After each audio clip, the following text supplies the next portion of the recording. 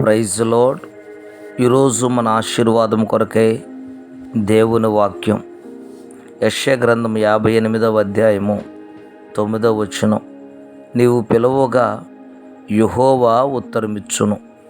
ఈ వాక్య భాగము మనకు ప్రార్థనా శక్తిని గుర్తు చేస్తుంది.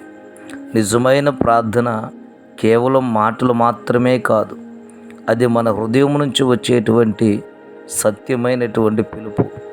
అలాంటి పిలుపుకు దేవుడు ఎప్పుడూ సమాధానం ఇస్తూనే ఉంటాడు.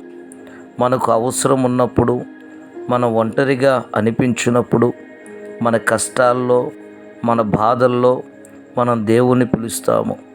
ఆ సమయంలో ఆయన నిశ్శబ్దంగా ఉండరు. ఆయన మన పిలుపును వింటాడు, మన ఆర్తనాదాన్ని గమనిస్తాడు.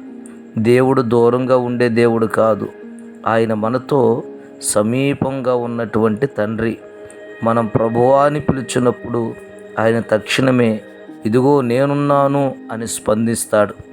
కాబట్టి ప్రియ దేవుని బిడ్డలారా, నేనున్నాను అని స్పందించేటువంటి దేవుని కొరకు ఈ రోజు నుంచైనా మనం ప్రార్థన చేయడం ప్రారంభిద్దాం.